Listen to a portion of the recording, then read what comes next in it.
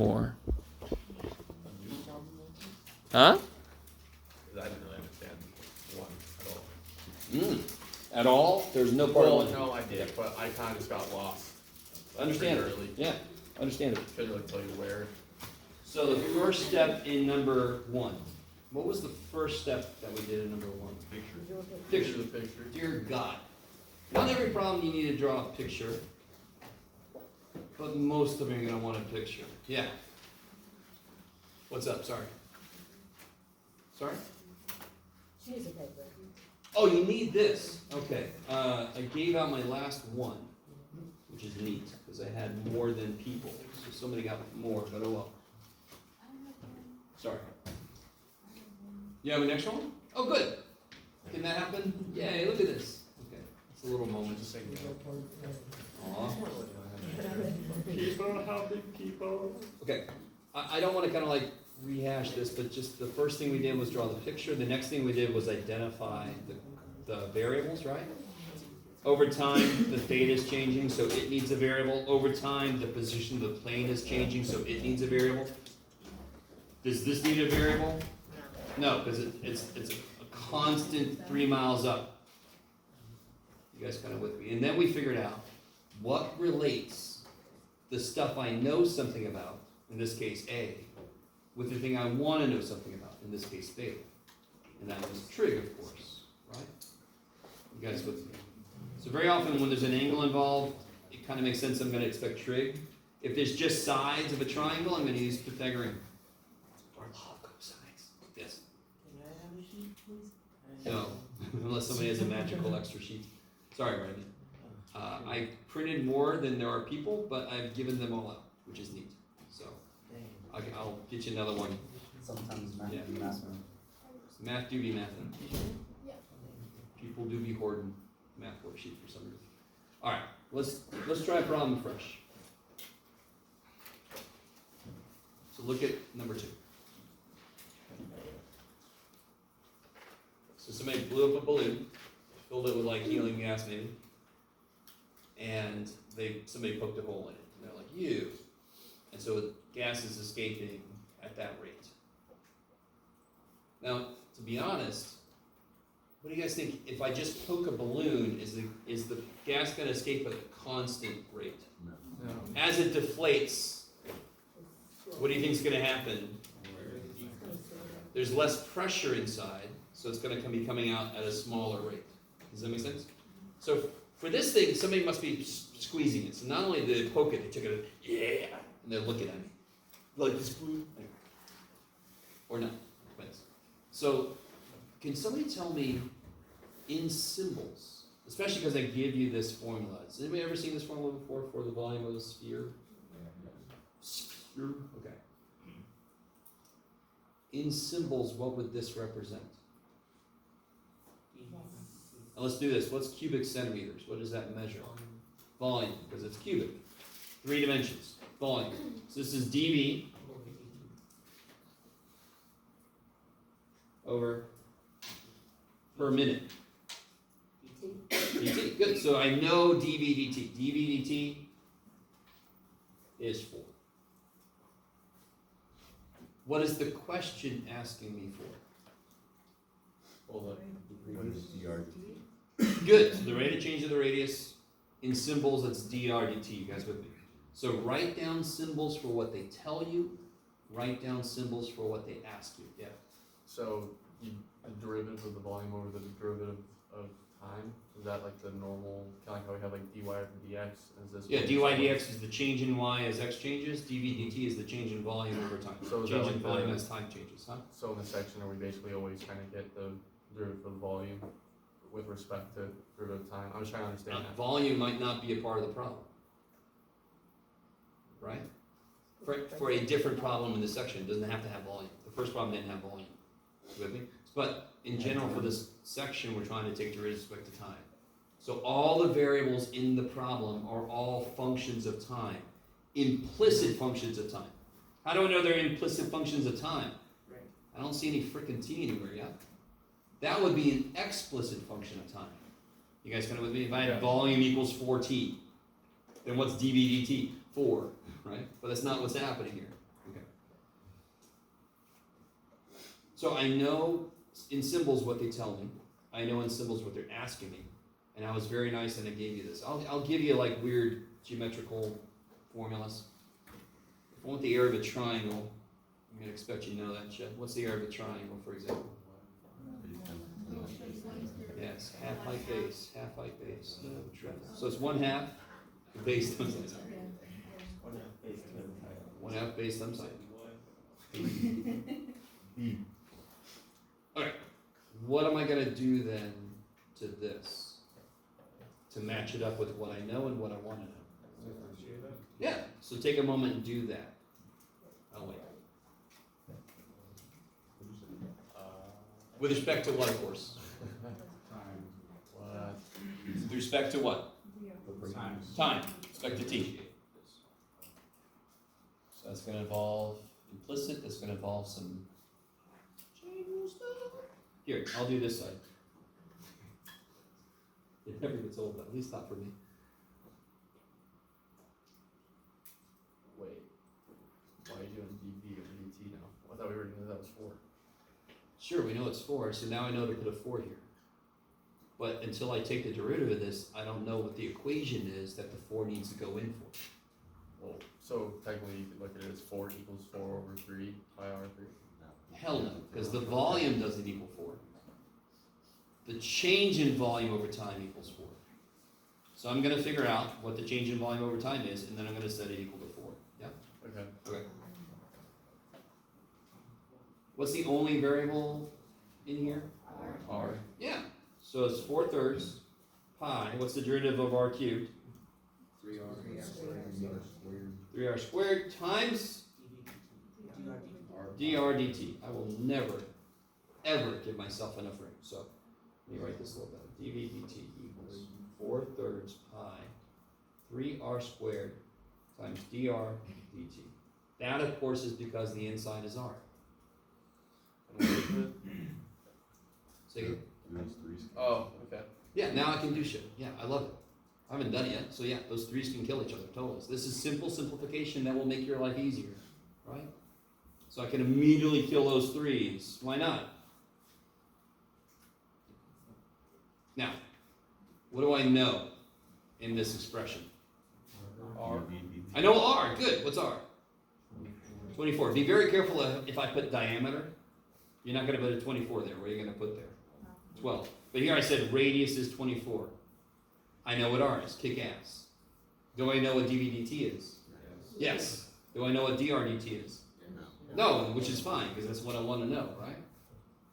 So I really want you to understand. This one was kind of nice, because it just gave you the formula, so that's really nice. You're like, please do that. Because then you just take its derivative and you plug shit in. You just plug all the stuff in that you know. So the only thing I won't know is this. So dv dt was 4 equals 4 pi times 24 squared times dr dt. And then you can solve for dr dt, yeah?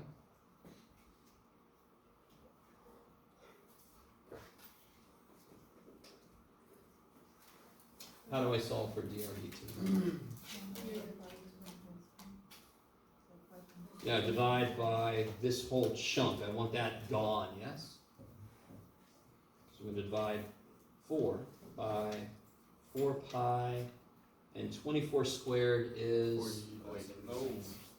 576. Thank you. All right, is everybody with me? That's just a little algebra stuff. Just divide by this business, and you'll have dr dt by itself, yes? You guys with me? Okay. And then whatever that business is, I mean, the 4 is canceled, but just throw that in your calculator, right? I don't know what that is. Say that again. 5.52 times 10 to the negative 4? Okay. There it is. That's my next question, is what's the units? The real, again, to remind you, what's the kick-ass thing about this notation? It sucks a little bit because it's more busy than prime. What's the radius? What units is radius in? And what unit is time in? Minutes. So centimeters per minute. Finding the units of your answer kicks so much ass when you have D by D notation. It's whatever the top is divided by whatever the bottom is. Kick ass. And again, I don't know, I crowdsourced this, so you double check. Yeah, that's what I just I see people looking confused, so I don't know. You and I appreciate, I think you're, divided one. yeah, you just divide. Let's see. You guys got the same thing? Yeah. Okay. So if you're looking confused, let me know why.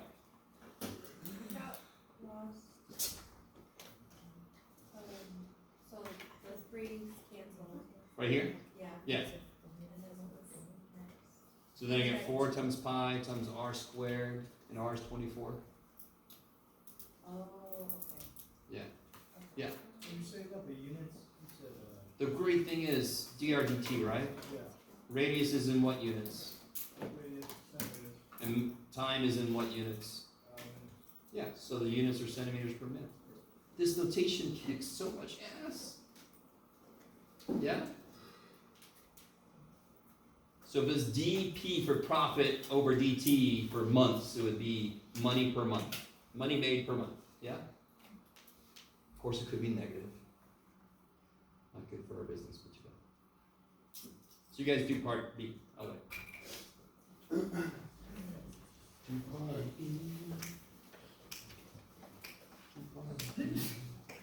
By the way, real quick, I'm going to point out, if you take the derivative of this with respect to the radius, what do you get?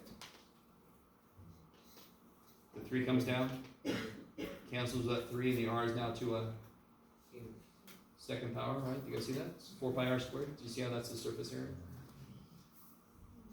Interesting. So that's just a little like, oh, that's interesting. Later we'll see it's actually a thing. It's a thing. Just go ahead and do this. It's exactly the same problem we just did, just talking about surface area now, right?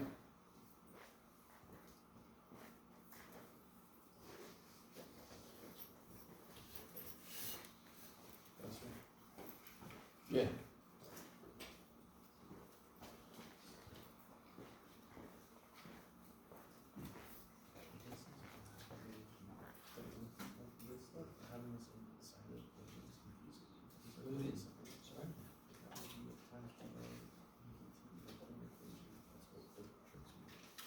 Alright, so you want to get by itself, right? What's with it? This is, so you just divide by what this is. So if you divide by this, and this, what's left is drdt, which is this. Yeah, equals drdt. Because you divide by it, so the whole thing that's left is the drdt. Yeah. And then is the 5.52576 pi. Once you plug that in the calculator, that's what That's what. sounds like most people know. They kind of crowdsource that. Crowdsourcing.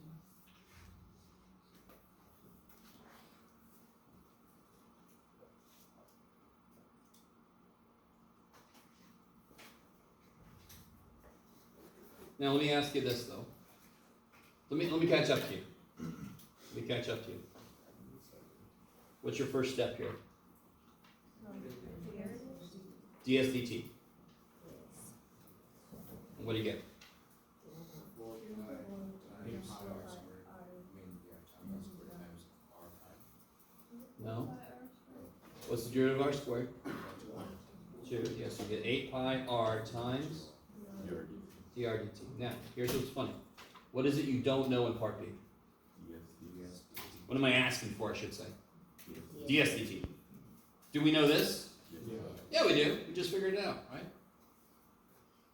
You guys with me? Okay, so then you plug this number in there. So this is kind of nice. Because now the thing I don't know is already solved for. You see that? That's what I don't know, so it equals all this business. So you just got to throw all this business in. What is R again? 24. DRDT is 5.52 times 10 to the negative 4. You can write 5.52 times 10 to the negative 4 as 0.123552.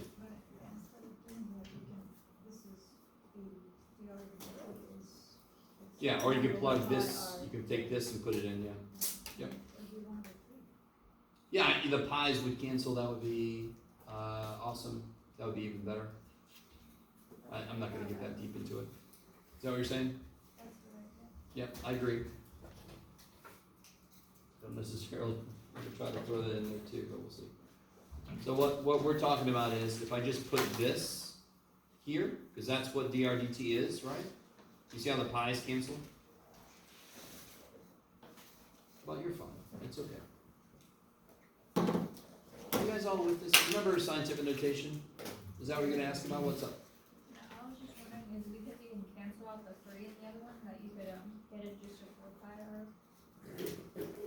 Cancel out the 3. What do you mean? When you had 4/3 over times the pi and it was times the 3r squared times the DRDT at the top of that one where you were solving for dv. Sure.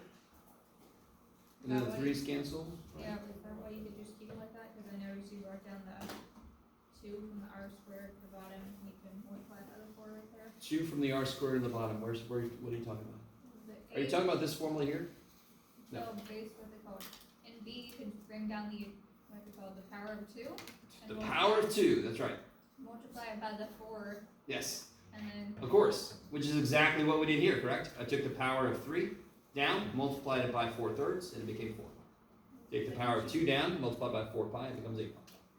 that's why, what they call it, you couldn't just do 4/3 times 3 then?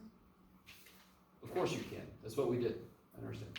Or could you leave the 3's in there? Sure, you'll get the same answer, it's just more shit to worry about. Yeah. So please cancel where you can. It makes your life easier. So what do you guys get when you throw this in there? 1/3. Do it again, sorry. 0.33. Yeah, 0.33. 3. So it seems like 1/3? Yeah. Okay. 0.333 what? Centimeter squared. Good, centimeter squared, because what is S? Surface area. Centimeter squared per minute. You don't know if it's a minute though. Yeah, we do. How do we do that? How do we know it's a minute? It's the limit too. Because it's so fast. Yeah, the only time I was getting everything's in terms of minutes, because this sucker's controlling everything. He's got all the units in him. Yeah. You guys kind of with me? You agree that was much easier than number 1? Why was that one much easier than number 1? Did we have to create our own formula? You can use stuff. Nope, I gave you a formula, right? Number 1 was worse because we had to create our formula. So are you going to see both of these kind in the homework? Yes. Are you going to see both of these kind on a test? Or? Yes. Put the paper down. I'll think about it.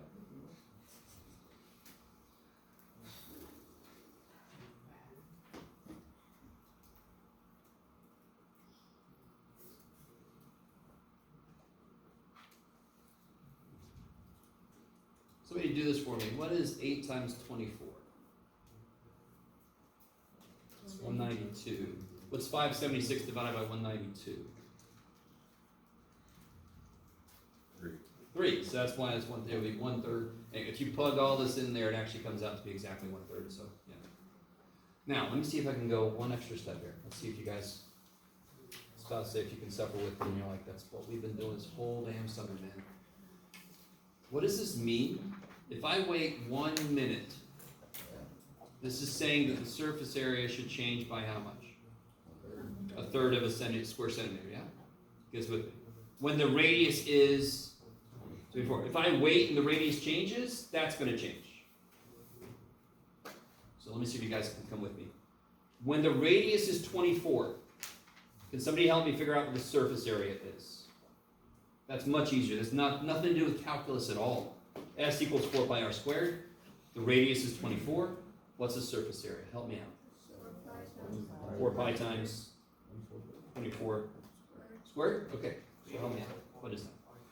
I want it all the way out to decimal. Make it all the way out to this yummy decimal. 1.258. Whoa. 7,238. That sounds more correct.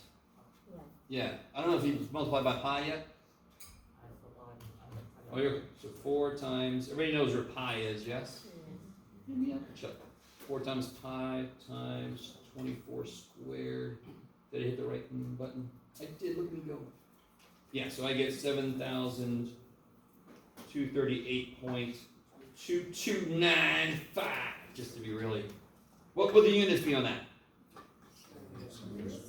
Good, because S is surface area. I like it. Now, see if everybody's with me on this. If I wait 1 minute, how much does the radius change? You know this. In fact, I'm kind of pushing you in the answer of my question. If I wait 1 minute, how much does the radius change? 5.5, 2 times 10 to the negative 4, right? Yes. Let's see if you guys can stay with me. So, in 1 minute, the radius becomes 24. Why didn't that come out negative? That's interesting. Let me take a second. Oh, this is my mistake. Okay. One little mistake I made. Which is always fun for me. Do y'all agree that the volume, is the volume getting bigger or smaller? Smaller. So do you see how this should really be a negative? Because over time it's getting less. Oh, okay. So the way I just realized it is because the radius should be shrinking, yes? And I was like, oh shit, where did a negative go? And it just was never there in the first place. So that should be negative. All it does is just make everything negative, so then you end up with a negative. Okay. So if I wait 1 minute, my radius becomes 24 minus 0.000552. Somebody kind of with, if I wait 1 minute, we calculated that the radius should change by that much, yes? And that would be 23.999448. If you don't trust me, you can do it in the calculator. There's a 9 there, by the way. Stay with me. There's a point to this. And you're all like, good Lord, math boy, do this on your own time. Now I'm going to plug that shit in. So here's what it is at 24. Bam. If I wait 1 minute, that's the radius now. Can somebody help me with this weird ass thing?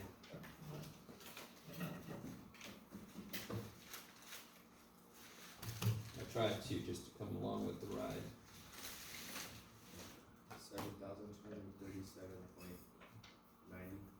7,237.90. 7237.897 roughly.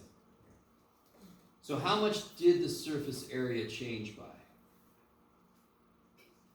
If you subtract those Less two, than right? one? If I do 7238.2295 minus 7237.897, 2333. yeah, is that what we predicted it should do, roughly? You with me? We predicted the damn thing should change. In 1 minute, we predicted, I'm getting excited, I'm sorry, we predicted that the surface area should change. I need you to understand that is the concrete idea behind this weird shit we're doing. I am predicting what's going to happen. We can then let it kind of play out and see that that did happen, right? We can concretely see. Now, the reason it's not perfectly the same is because the instant my volume changes, everything changes. So that this is instantaneous change. The minute my volume and my radius change by a little bit, this becomes something different. So if I let a full minute play out, this number changes, but it's still a decent predictor. And what's a big thing people try to use math for? Predictions, right? They're like, what's the next lottery number going to be? Come on, probability. No, probably can't do this shit for you. Too bad. Maybe. Okay, I'm sorry. That's a whole side thing. Okay. So let's look at number 3. Number 3 is going to be a little more difficult. Number 3 is going to be like some of the homework problems. By the way, there are homework problems like this one too, and hopefully some of you guys realize this wasn't that terrible. Okay. At least related to number 1. Yes. So read through number 3. Did I turn my camera back on? I did. Yay!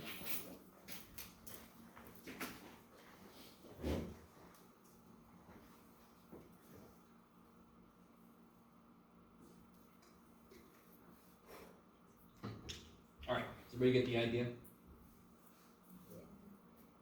Conical tank. Conical. Can you try to draw that? Yeah, it looks like a coon. And then you can draw was just a little circle at the top. Look at that. I'm not an artist, and you can tell. But that's pretty good.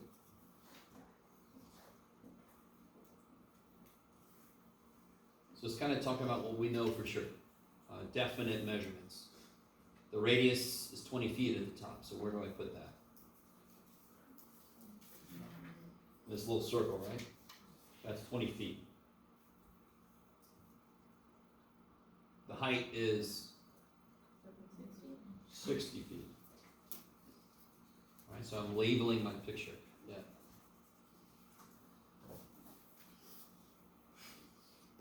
Now, water is draining out of this thing, so at some arbitrary time, is it necessarily full? At some arbitrary time after water's drained, is it full? No. So pick somewhere. I'm going to pick here. I'm going to pick this to be where my water is at the moment. Yes? That's my water. I realize how I say water. I realize it. Thank you. Okay. Now, listen. Didn't I just arbitrarily pick that? If I let a lot of time go by, isn't this going to be way lower? If I didn't let much time at all go by, wouldn't it be almost to the top? So how tall is this, based on what I just said? No. Who knows? So what do you want to call it? Let's do a little better. Why? Nothing wrong with X. DV. And because I want you to. DV. Does this represent, what does this represent? The, no. The letter we're about to put down represents the what of the water? Water. The height. So let's use H. Now listen, I didn't mean to make a big deal out of that, and there's no reason you couldn't use Y. You can use Y, you can use X, you can use a happy face. You could do D happy face over DT. You can use whatever the shit symbol you want to. I'm expecting some of you to please do that. That'd be awesome. Be creative. But I normally try to use a letter that is directly related to what it physically represents so I can keep track in the process. I don't have to go, oh yeah, what was Y? What was X? So I'm going to use freaking H. So of course, what else can I talk about this water? I can talk about its radius, and what do you think I'm going to use for that? No. Yeah, of course. So I desperately need you to understand, the tank itself has definite measurements. Of course it does. Right? It's not some weird-ass multi-dimensional thing or something. It's got definite, the water at some point is at some, who knows? Who knows what its dimensions are? Aren't these changing over time? As it leaks out, doesn't the cross-section become a smaller circle, so the R is smaller, the volume is smaller? Okay. I like it. So now I need to figure out, all right, let's step back. What else have I, so I've used all this part here. It's conical, bam. It's got dimensions, bam. The water is at some arbitrary height, bam. What have I not said anything about yet? Yeah. Yeah, so this would be what in symbols? dV dt equals. I like it.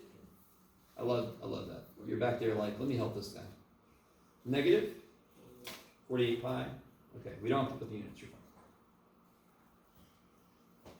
Now the one thing I didn't put down here for some reason, let me see if I can give it to you later. No, I don't. Ha ha ha. What's the volume of a cone? I don't know if anybody knows. Very quickly, I have to do this.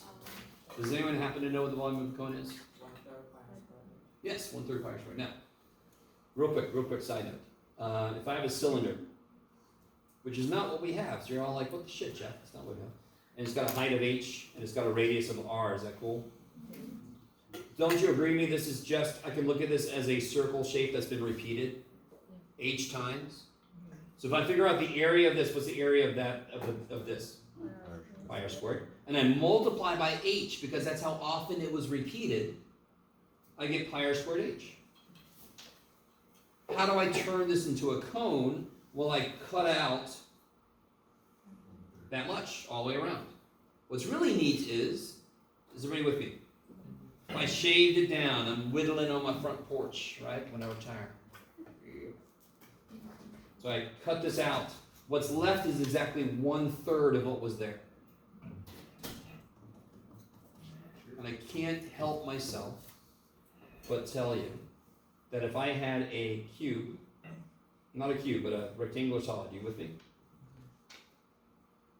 Show off my best art. Look at that. It's my best. That's the best. Length, width, height. What's the volume of the cube? Length times width times height. Yes. If I make a pyramid by connecting all the corners to a single point, the volume of the pyramid will be 1/3 length, width, height. This is the most basic pyramid. If I turn this around, that's not a pyramid. That's more like a teepee or something, yes? But this is a pyramid because every point goes to a single point on the other side. That's the technical definition of a pyramid. More than you had to know, but I could not stop myself. I am sorry. Okay, coming back to this. So now I know my volume formula is 1/3 pi r squared h. So all part A wanted, though, was this drawing. Part B, all right, so we got the volume of water in the tank. So do you see how the way I've written this? Didn't I use the letters? So what's the volume of water in the tank? It's this, yes? 1/3 pi r squared h, right? What's happening? Yes? Okay. Love it.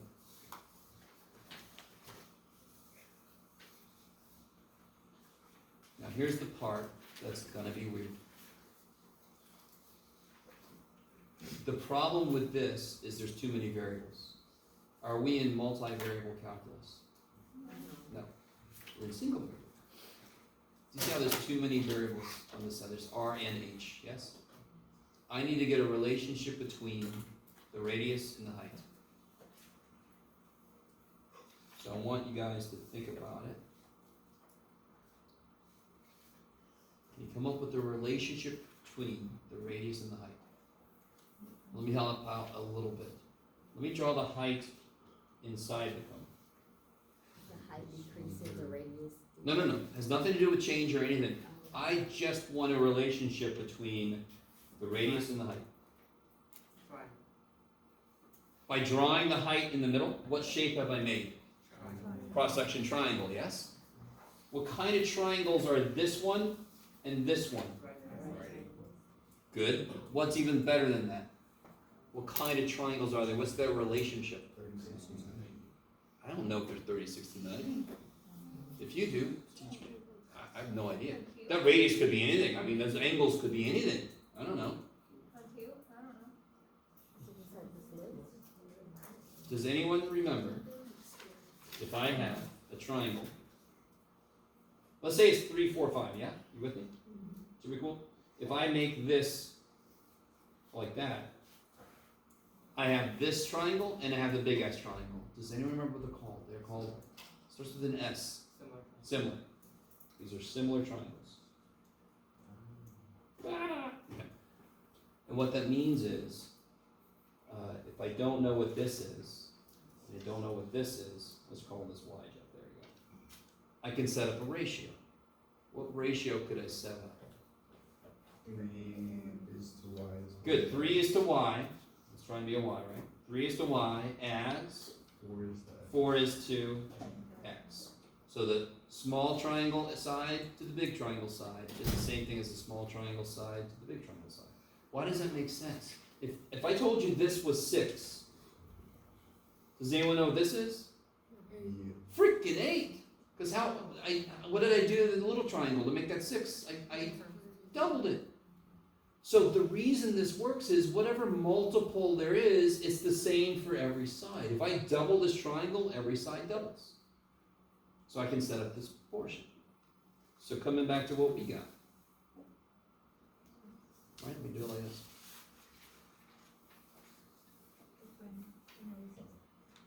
So R is to Y. little triangle to big triangle. Yes? R is to 20 as H is to 60. This thing we're doing right now is going to show up in a few of the homework problems. It's more likely to show up in going to show up on future assessment. This little idea of proportions from similar triangles. Okay. So, let's talk about, yay, how does that help me, Jeff? Okay. Let's come back to this. So we just figured out R to 20 equals H to 60.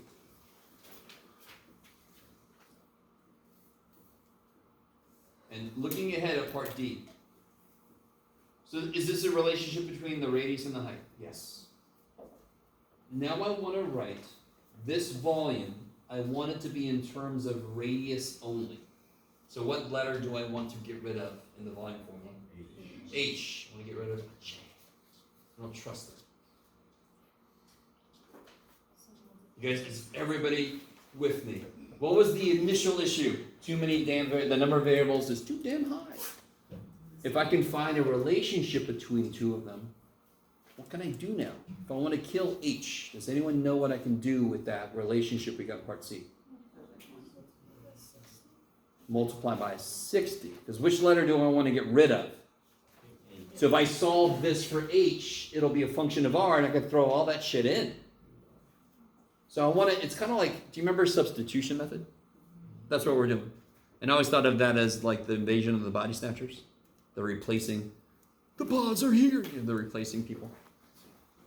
So if I take this and I solve for H, multiply by 60, yes?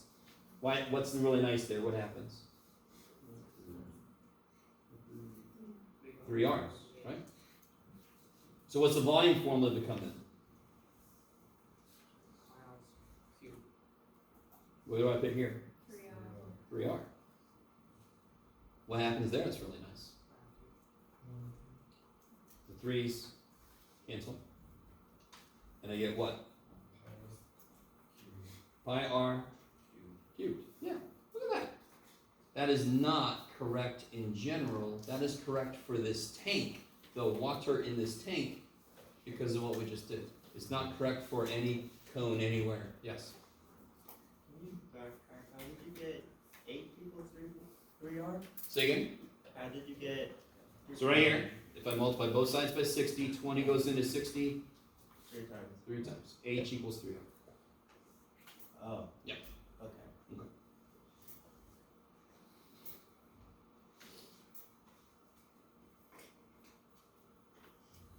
So, you guys do part E and then we'll take a break.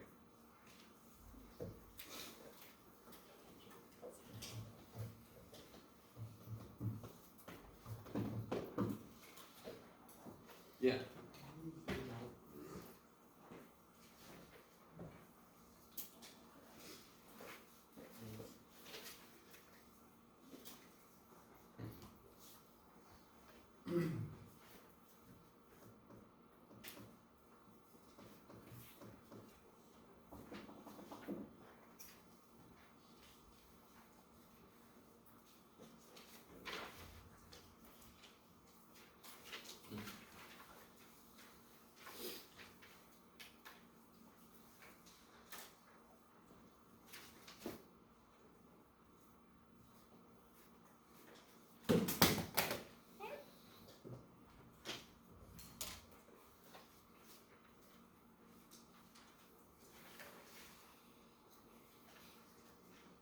Just make sure everybody's on the right track. Can somebody tell me what you're currently doing besides questioning your entire life?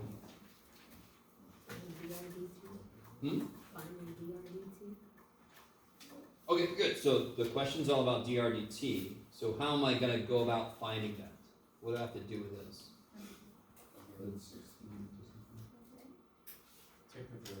Take your, I can't plug anything in because I don't have any dV or DRDT in this at all. This is a relationship between volume and radius. I need a relationship between the rate of change of volume and the rate of change of radius. That's why this section is called related rates. So if I start with how volume and radius are related themselves, I can then take a derivative, and now I know how the rates of change of those are related.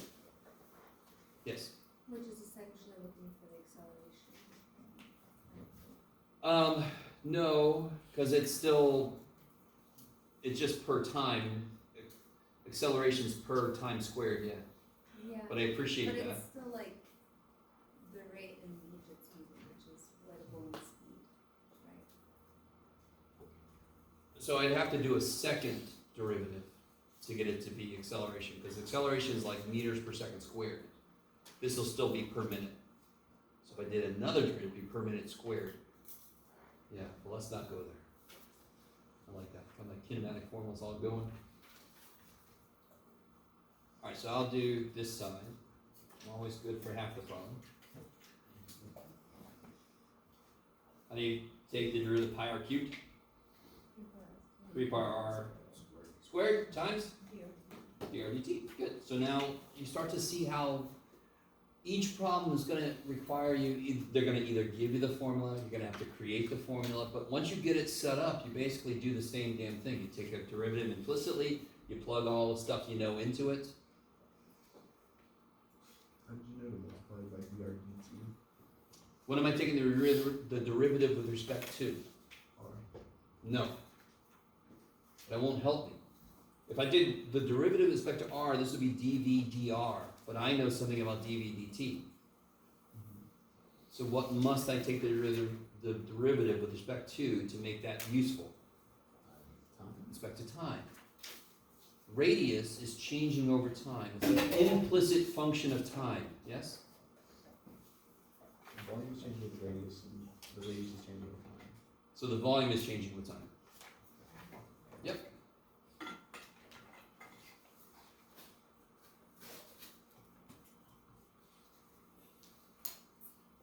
So what do I know? I know this. Do I know R? Yes. Thank you, guys. And I don't know this, which is good. And what's the immediate nice thing that happens? What's the worst number up there, really? What does it do? -3. The pi's do what? Cancel. Me being a math geek, what is 3 times 16? I know it's squared, but what's 3 times 16? And then I can cancel it, and then there's another 16. But you don't have to know that. You can just put it in a calculator. I don't care.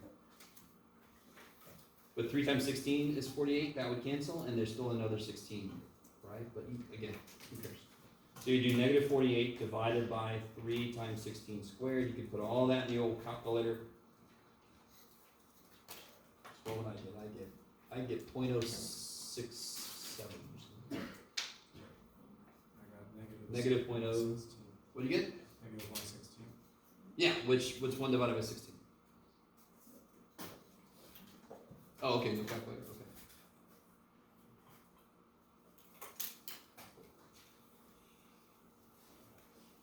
Oh, 625. Should be, let's see if I remember correctly. Oh, okay, I was maybe one worse than I was. So it'll be negative 0.0625, what?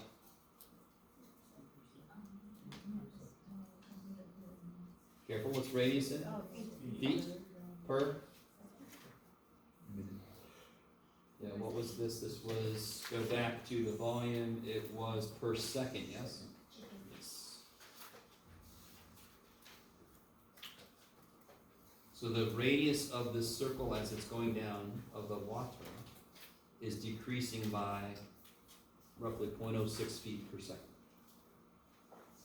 As it goes down, it's going like that, yes? So the radius is going small at that rate.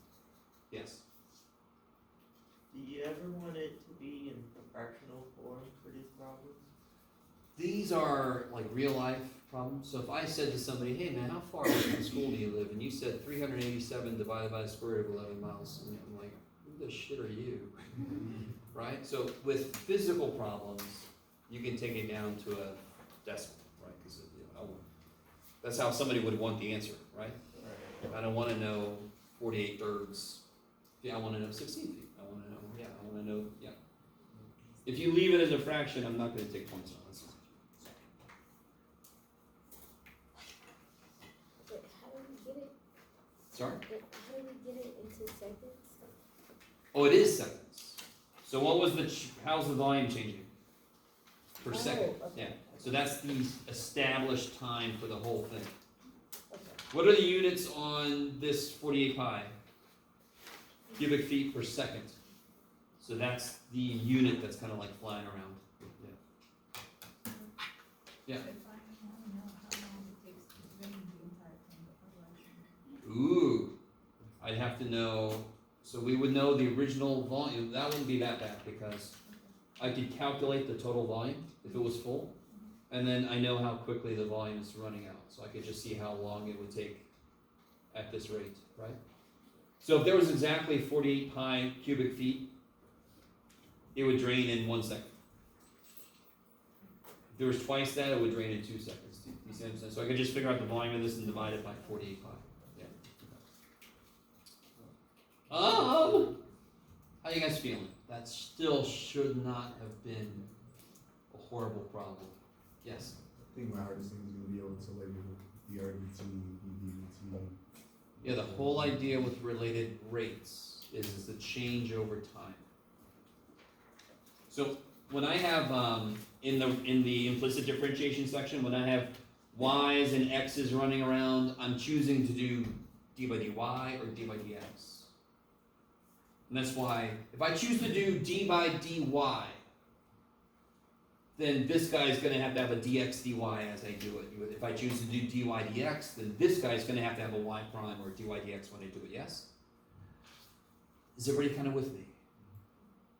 When I do implicit and I take a derivative like sine y, isn't it going to have a dy dx on the end of it? Y'all with me? The x isn't going to have that shit because I've chosen to take the derivative with respect to it. It's going to act like normal. These problems, I'm taking the derivative of everything with respect to some third variable. T. I'm letting time go by. So everybody has to have a d thing dt attached to it. Because everybody's not getting its variable picked. Does that make sense? Maybe? Like some of you guys are like, not really, but I gotta go like this. Okay. So I'm not taking the derivative with respect to r, am I?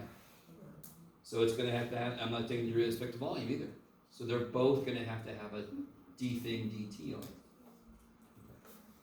So real quick, if I had this equation and I want to know dv dr, what would it be? dv dr. And I would stop because it would be dr, which is 1. You guys with me? If I'm taking the derivative with respect to the variable that is there, I don't have a chain rule piece, do I? Because again, if you wanted to, you could do dr, but what's something divided by itself? 1. If I'm doing d by dt, that dr dt does not cancel. It's there. So the very first derivatives we were doing, remember back in those days? Well, can we go back to that? And I took a derivative of y equals x squared, and I did dy dx. Why was that not hard? Because that's a freaking x. So I don't have any. So in reality, if you go back and you look at what we were doing before, we were really doing this 2x times dx dx. But what's always going to happen to this? It's going to be 1. That's why the chain rule only shows up when the variable that's present is not the same as what you're taking the derivative with respect to. So if I took the derivative of this with respect to time, I want d by dt. That would be dy dt equals 2x dx dt. Now that shows up because this doesn't cancel. And then if I know this, I can solve for that or whatever. Yeah, maybe. Okay. Look at number. Look at sure, Jeff. Let's go with it. Look at number F.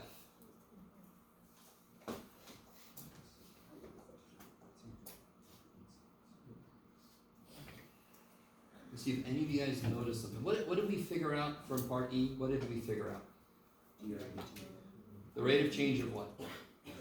The radius. So I know how quickly the radius is changing when the radius is 16 feet, yes? This one's asking me about the height, and you guys might understandably go, we killed the height, man. Height's dead. So it's dead, man.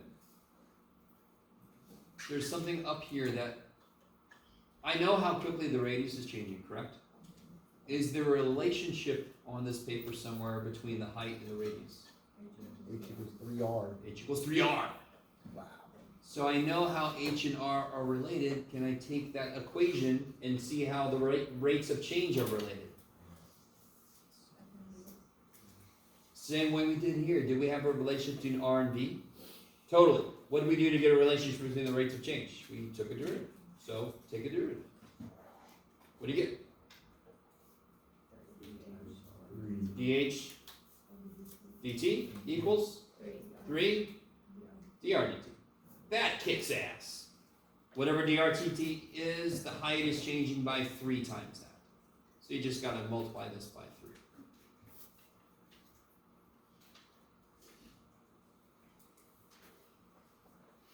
So that whatever the radius is doing, the height's decreasing 3 times as fast. That's what that says. Okay. Woo! I pushed that break out. Let's take a break. Come back at noon.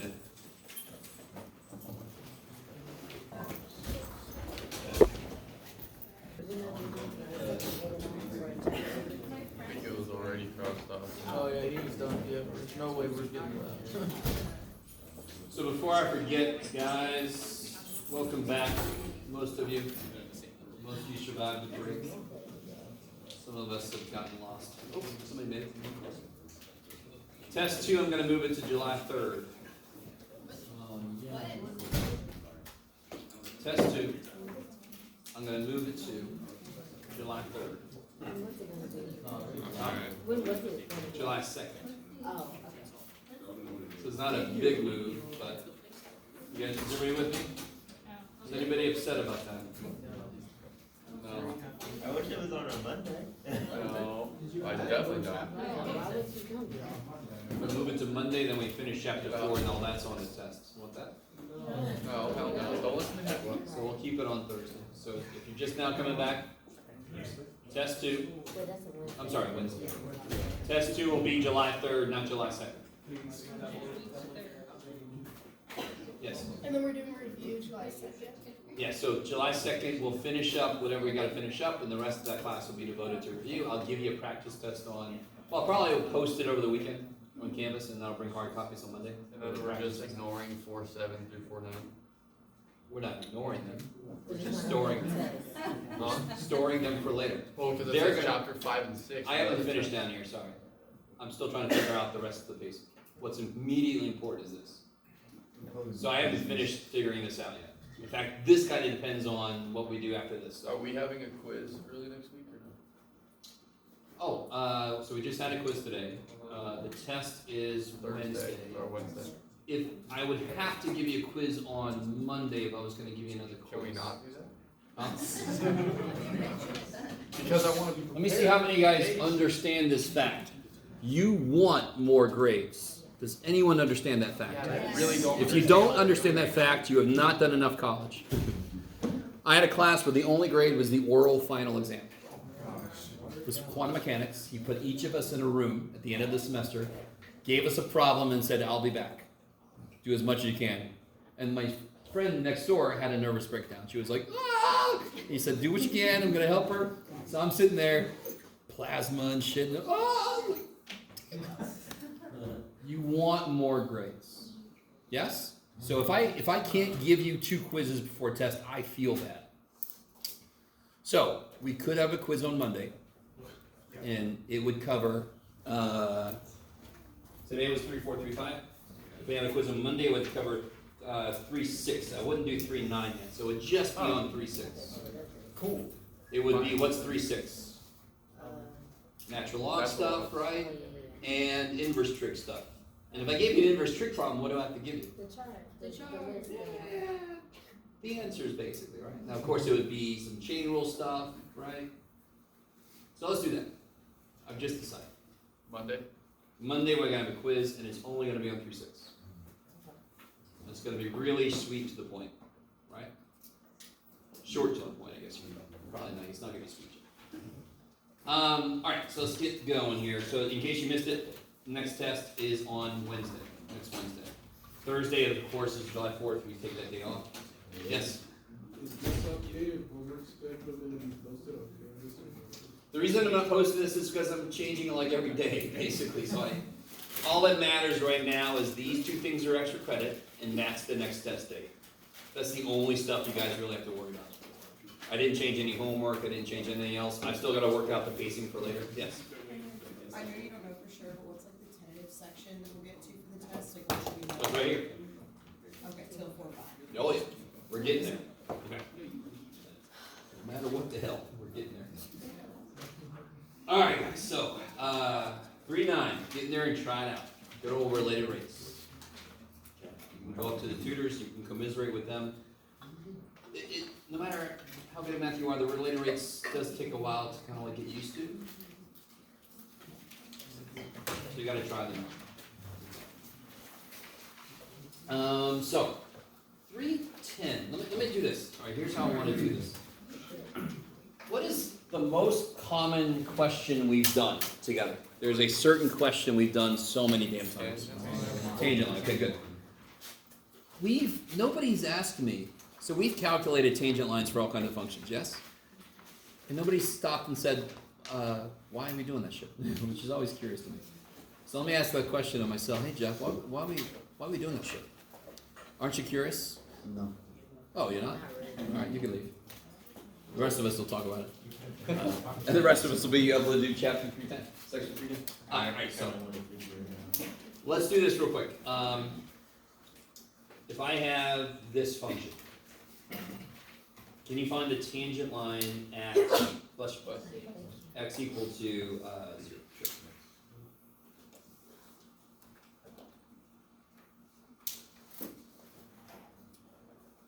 What's the process? We've done this a billion times. So what's X to the 1/2.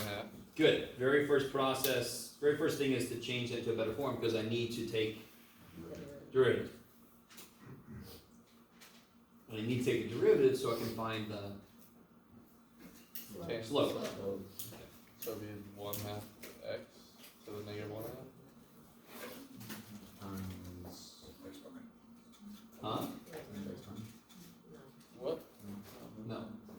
So what's weird about the tangent line of the square root function at 0? Let's see if you guys can get this. What do I do next? Plug in 0. Bless you. 0. Plug a 0 in, but what happens if I try to do that? It says 0. This is going to be 1/2 square root of x, right? Is that cool? Undefined. So if I try to do it at 0, this is undefined. And if you think about it, it kind of makes sense because square root does like this. So right at 0, it is infinite. It's an infinite slope at 0. And again, just to let me, here's a parabola. What's the slope at 0? 0. If you turn that, doesn't the slope become 1/it? 1/0 is infinity, so it's infinite right there. So there's the square root function. That's an infinite slope. Okay. That's a graphical way, but you can see it calculus-wise. Isn't that infinite? Yeah. Undefined? Yeah. Okay. So let's try the same problem. Let's do it at x equal to 4. That'll be better. So let me ask you this real quick. The square root function, it's continuous here. Why? It's differentiable. Because what's the limit as I approach 0 from the only side I'm allowed to? 0. So as I approach 0, the limit is 0. And what's the function value at 0? 0. That's the definition of continuity. The limit as I approach it is the same as the function value there. So it's continuous at 0. Is it differentiable at 0? Nope, because the definition of differentiable is the derivative is continuous. Is the derivative continuous at 0? No, because when I try to plug 0, I get something that's undefined. So this is not differentiable at 0. Okay. Will it be differentiable at 4? If I go to 4, that's going to be completely fine. He's cool. All right, so let's try this again at 4. So I change this. What's y prime? Same thing. 1/2 x to the negative 1. So to get m, I just plug in what? 4. 4?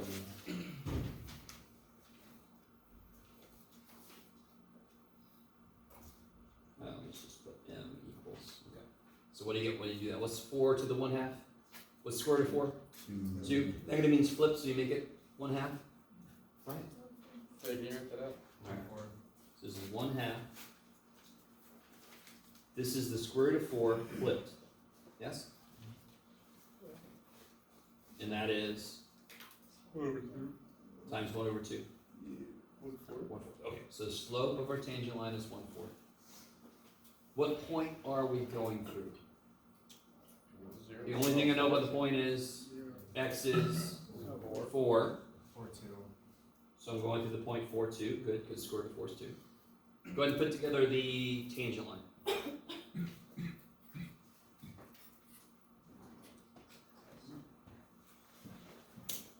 Yes. How did you get it to 1/4? Are you cool with every step I did here? Yes. Alright, what's 1/square root? What's square root of 4? So that's 1/2 times 1/2 is? Where did the 2 point come from? For the y The 2 value? point, what? Yeah, y value is 2. Where is that? Alright, what's the x value? X value is 4. And how do I get the output? Look at 4. Y is square root of x, I know x, so therefore I know y.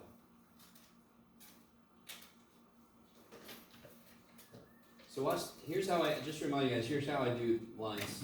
I don't care about b and I don't care about y minus y1 bullshit. 1/4 x, I know that for sure, yeah? And at 4, so far this is 1, but it's supposed to be 2. There you go, okay. Does anybody else get that answer? Does anybody else know? Okay. So what does this really, really freaking mean? What does that mean? What does that really mean? We found this damn thing so many times. The tangent lines, we found tangent lines to any damn thing. What does it mean? You know, like, you're the teacher, man. Tell me what it means. Does anyone know what it means? It means if you follow that line. Alright, so I'm going to show you. Did I show you? I did. So you can go away now. Go away now. Let me see, where's Desmos?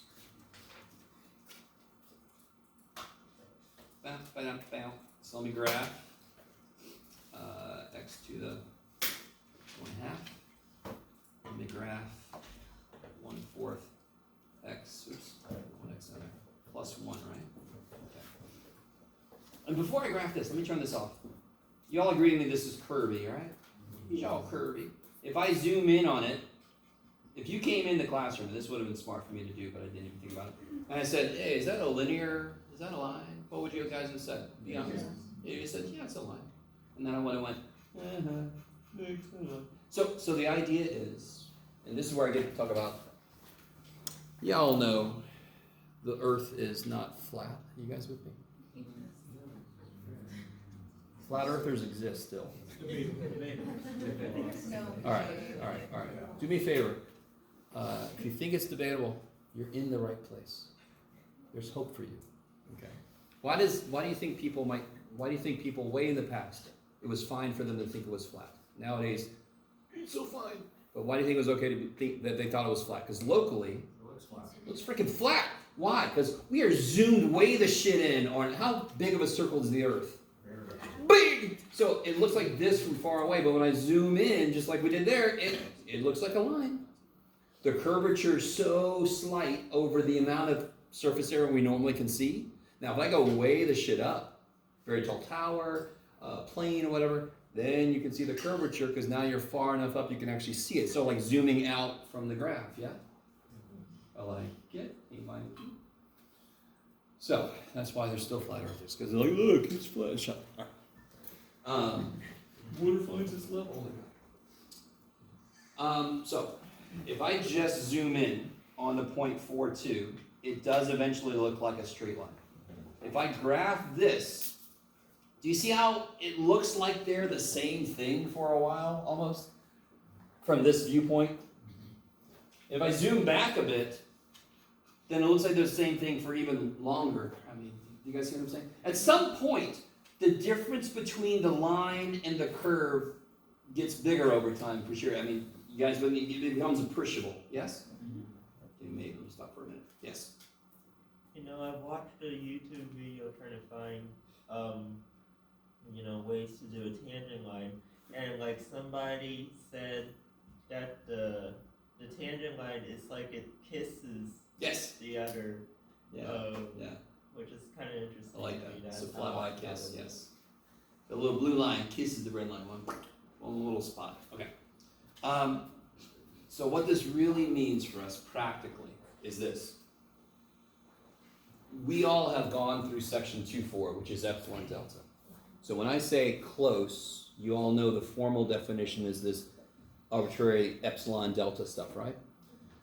If I stay close to 4 input, my input is close to 4, doesn't the line approximate the right answer really well? Do you guys see what I mean? Like if I'm like at 4.24, let me see where would that be?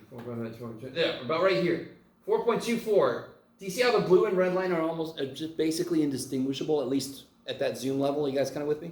So as long as I stay close to 4, I don't have to use the square root. I could just use our line. So what do I mean by that? So if I ask you guys, can you calculate? And again, I'm thinking of all these great things. I could have done this first thing. I could have said to you guys, can you calculate for me the square root of 4.24 in your head? No. Now we can't. Because what is this approximately equal to? So just to capture what we did here. The square root of x is approximately equal to 1/4 x plus 1 for x close to 4. That's what we just did. Square root of x is approximately the tangent line for inputs close to 4. Would you say that 4.24 is relatively close to 4? Yeah. So what is this approximately equal to then? 2. 1/4. We'll say 2. We're doing better than that. What do I put here? What's x? 4.24 plus 1. Now I purposefully made it 4.24. 4 goes into 4 once. 4 goes into 0.24. You can do it. 0.0. Come on. 4 goes into 24. 6 times. 2.06. That's what I would say. That's my guess. Can somebody do square root of 4.24 in your calculator, please? That's actually pretty cool to think about. Say what? That's actually pretty cool to think about. I know. So, yeah, those of you who have a calculator, you're noticing something interesting. Okay, 2.05. If I round that, it's 2.06. Yeah. Why is it not perfect? Because the further I get from 4, the less perfect the approximation is. Whereas the only place the approximation is perfect, right at frickin' 4, because that's what I built it around. The minute I get away from that, there's no guarantee it's going to be close. Especially if my function is what? See if anybody remembers this phrase. This function is relatively something. If my function was not well behaved, then I can really only go a little bit. You with me? This function is well behaved. It's not going crazy. It's like, oh, it's not going, you know. So it's well behaved. So I can get relatively far away from 4. Let's try this. Let's try square root of, what do you got, Jeff? 4.88. That's definitely further away, yes? So that's approximately equal to 1/4 4.88 plus 1. Is everybody with me? All right. How do you do this? 4 goes into blah, blah, blah. What do you get? You can do it easy. 4 into 4, 4 into 8, 4 into 8. What do you get? 1.22. Plus 1? 2.22. Now, do square root of 4.88 in your calculator. Please. Square root of 4.88 in your calculator. 2.21, right? Now, that's still pretty good, but you see how now we're starting to get further away from the correct answer? I like it. I like it a lot. Okay. You guys ever seen human calculators that they're able to say, what's the square root of 1178.3 in there? You know, some of them use things related to this. But, you know, do whatever you want to with your limited brain space, I guess. I don't have a brain. It's pretty cool. So now we finally see a practical use for the tangent line. Can you guys, we could have an exceptionally funky-ass function. Function? And I could create a tangent line for it. Won't the tangent line always be linear? That's the whole point of a tangent line, correct? I really want you with me. Square root's relatively not that weird, but the square root of 11 is difficult. Much more difficult than like 1/4 of something plus something, and that's easier, yes? So I can take any function, find its tangent line, and I have a good approximation for it, close to the point that I used. So let's try like, I don't know, sine of x at x equal to pi over 2, sure.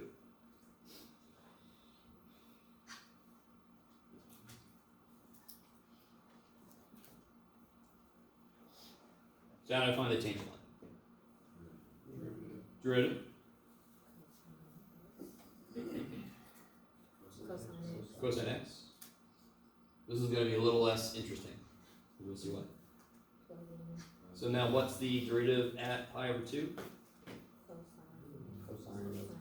Cosine pi over 2, which is 0. Because cosine likes x, pi over 2 is all y. No x part, so it's 0. Can somebody tell me what that means? Well, what point are we talking about? 0, 1. Yeah. Sorry. So this will be not 0. The input is pi over 2. 2. And what's sine of pi over 2? 1. Sine likes y. Pi over 2 is y-axis. Sine loves it there. It's 1. They taught less SOHCAHTOA and more freaking sine likes y. We'd be so much better. Okay. Slope is what?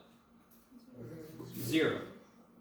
Y, so I can do like y minus y1 equals x, mx minus, and it's 0, yes? So we get y minus 1 equals 0, we get y equals, y equals 1. So what that means is, if I stay really close to pi over 2, the output should be really close to 1. Just try it. Somebody help me out. What is pi divided by 2 roughly? If you approximate pi to be 3.14, what do you get when you divide that by 2?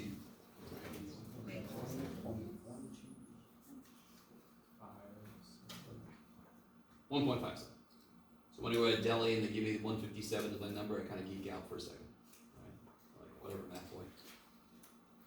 So if I do the sine of 1.56, what do my results mean? Is that really close to 1.57? Yes. So this should mean this is approximately 1. That's our tangent line, is y equals 1.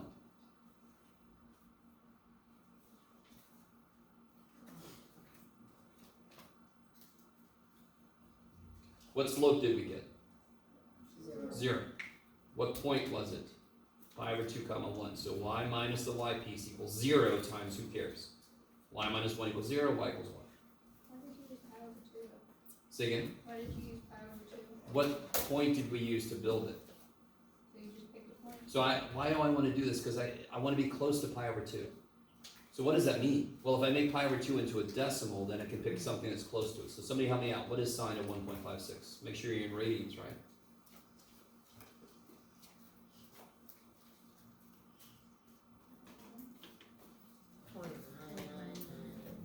Which is roughly 1, yeah. So as long as you stay close to pi over 2, the output will be roughly 1.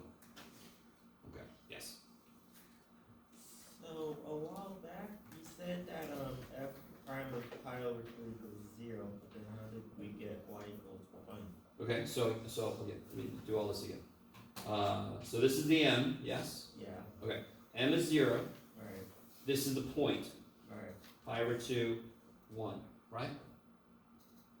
So I'll do y minus y1 equals m times x minus x1.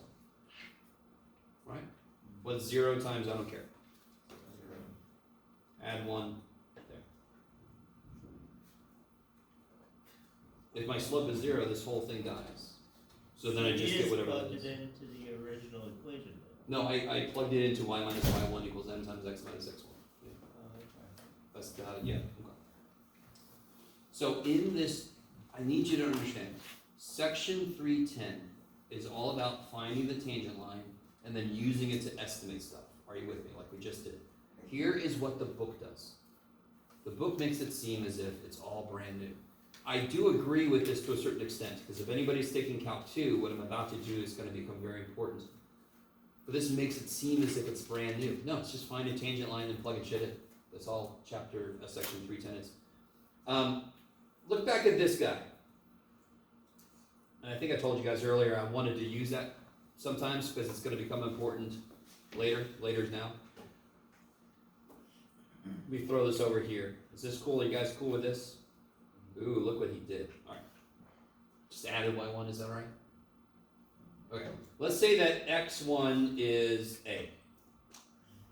x1 is whatever the hell I want it to be, correct? Any number I want it to be. How do I figure out y1 then? Let me say in the background my function I'm using is f of x. Yes? So what would y1 be? I know the input's a. And the function I'm talking about is f of x, so what's y1? F of a. Kick ass. Everybody with me? Just plug the a into the function, whatever the function is. That's how we got pi over 2, 1, because we plugged pi over 2 in. How do we get this? Yeah, f prime of what? A, kick ass. Alright, so now I therefore, the tangent line y is f of a plus f prime of a times x minus a. That is exactly the same work we just did to calculate the tangent lines we just did. Are you with me? This just captures it all in one line. What's the first thing we do when I want you to find the equation of a tangent line? Derivative. Then you get the point and you plug it in. Do you understand that this doesn't say anything different? It's just one line capturing all the shit we do. Just throw it all in there. Yes? It might help to write it y minus f of a. Well, the reason I'm doing this is, number one, it doesn't really matter. And number two, this is the way you're going to see it. So you with me? So I did write y minus y1. Did you just add that over? Not a big deal. Yeah? Not a big deal. Okay. Let me think. What was I about to say? Shoot. So what we do then, this is the tangent line. That's what this is. Let's just do this for a second. Let's redo something we did, but we're going to use this. And I desperately need you all to understand this is nothing new. So what if I have the square root of x? And I want to do it at a equal 4. What does this require from me? It needs f of 4, correct? Right? What's f of 4? 2. 2. Square root of 4, right? Square root of 4. 2. What else does it need from me? F prime. Good, so I figure out what f prime is, and we already did that. So then f prime of 4. We did that. It's 1/2 of 1 over the square root of 4. It's 1/4, just like we got before, yeah? It's all the same work we did, just put in one line. That's all that is. Nothing new. It's just all of it put together. So then, just like we did, I would plug that in for the slope. I would plug this in for A, and I would plug this in for f of A. Exactly the same stuff we did before, correct? So I really don't like the way that this section makes it seem as if what it's talking about is brand new. It isn't. It's just the tangent line. But you are going to see this equation. And this is going to become very important in Calc 2. Because you're going to build onto this. You're going to have extra stuff at the end in Calc 2. You're going to make this better. Because again, what's the primary failing of this? This tangent line, if it's trying to estimate the function, what can you not do? You can't go very far away from it. So in Calc 2, you're going to learn what can I add to this to make it work for a longer period. That's a good next step, is like, how do we improve this shit? We do that in Calc 2. If you're never going to take Calc 2, I'm sorry, you'll never do it. Yes? Can you explain what the x minus a means? Alright, so you're cool with this equation? Okay, and I said x1 is a, so just put in a. Just put in a. Yeah. So I'm just saying x1 is a number. I'm just not telling you what the number is. Yeah. Okay. Now, the one more thing in the book that the book does is give it a function The whole idea of this section is what's called linear approximation. That is exactly what we're doing. Having a square root, what am I trying to do? I'm trying to approximate the outputs using a line. Linear approximation. So you're going to see this. The linear approximation of f is approximately f of a plus f prime of a times x minus a. That's it. All right. What does this really say? The tangent line approximates the function. That's all it says. Okay. So I want to apologize for the book, because when you look at it, it's going to treat it as if it's all new. That was old shit. It's the thing we've been doing forever. Find the tangent line. 310 just says use it to do something now. We haven't done that yet. Okay. So the tangent line approximates The function. Yeah. All right. That's all I'm going to say about 310. 311. Remember 311 I made extra credit, yes? But I did tell you I was going to talk about it briefly. What's the most fundamental thing we build cosine and sine off of? The unit circle, kick ass, I love it. We build these off of the unit circle, correct? So we have a unit circle, cosine and sine talk about the various parts as they move around it, yes? The sine is the y piece, the cosine is the x piece, blah, blah, blah. We could do all that same stuff. This is where you guys have got to start pushing your, what you think you could do stuff with. Why not use a different shape? Why not use hyperbola and create cosine and sine? So the whole idea of section 311 is what's called hyperbolic.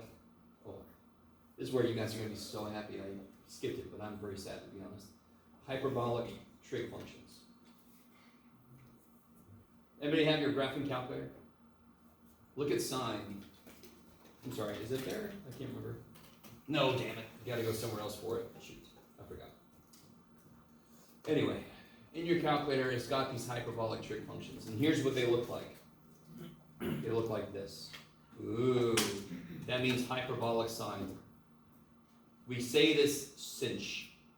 So there's sinh, cosh, tanch, sec, cosec, cotanch. All right, sounds like you're walking through the Star Trek thing. All right, so I'm not going to say too much about this because I made it an extra credit, but basically, sinh is defined to be, let me see, it's been a while since I looked at this, to be honest. Is it e to the x plus e to the negative x all over 2, I have to look it up, it's been a while. Minus e to the negative. Minus, okay. So cosh is plus. That's really what they boil down to. So like derivatives of these, do you understand how they would be easy because they're built off of exponentials? You guys at all with me? If this is the definition of sinh, and I want you to find the derivative of sinh, that's going to be relatively easy. These are built off of e's, right? Okay. And then one last thing I want to say about like cosh specifically, if you have power lines and you have poles and they have a line between them, the shape that makes is called a catenary.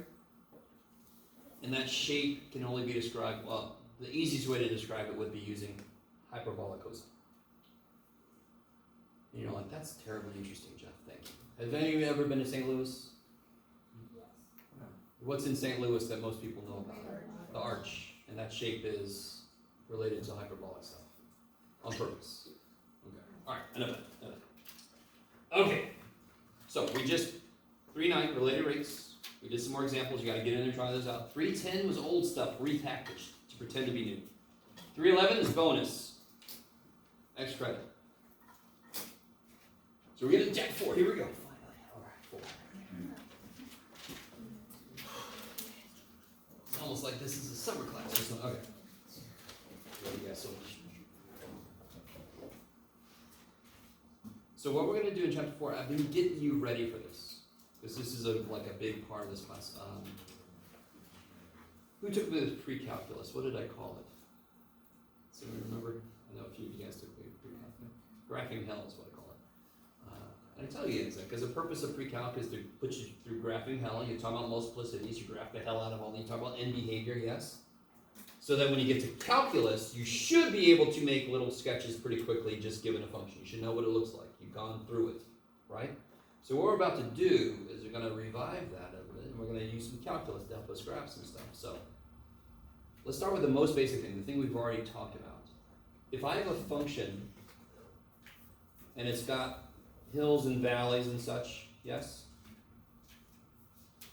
Can anyone tell me, whatever this lowest point is, what has to be true about the derivative there?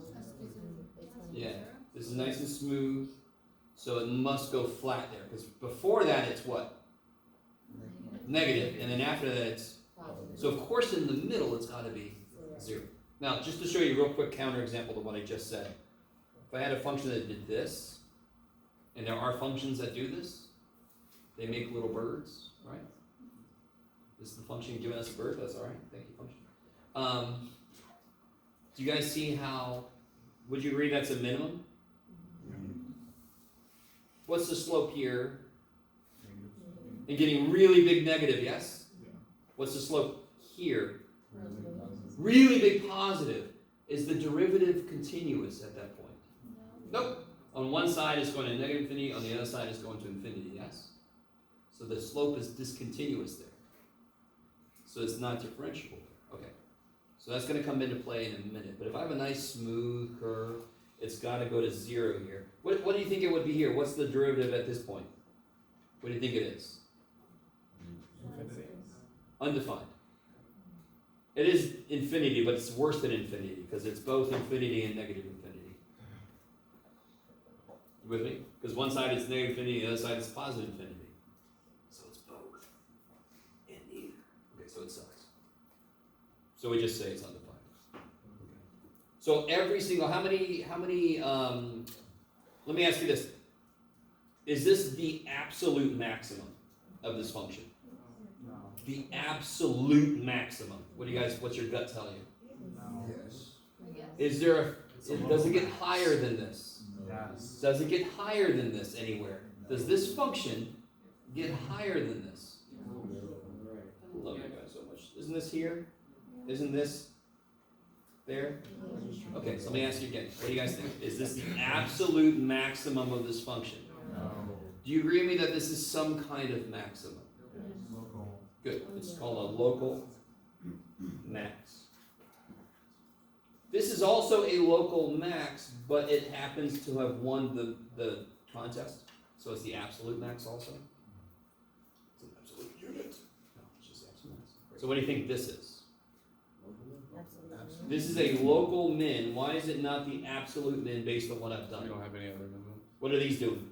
Oh, Yeah, so that's nowhere near the absolute min, but it's definitely a local minimum, yes? So if you got a hill, so what do I mean by local? We all understand this shit now. If I go delta away from this, is that point higher than any point within that little neighborhood? Yeah, that's local. That's what local means. Local means within delta, right? And here, if I go delta away, that is the lowest output within a little neighborhood. Are you with me? Maybe? Screw you, Jeff? Okay. So let me ask this again. At the local maxes and mins, I can't remember if you told me this, what's the slope become? 0. And we all agree this is a local min, yes? But what was the derivative here?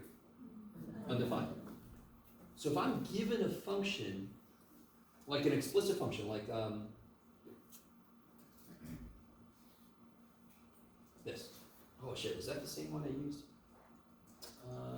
Where's my... You're not going to believe this, but I have a handout. Let's see. There it is. Oh, it totally is. All right, let's find Jeff. Let me make it. Get out of here. Go.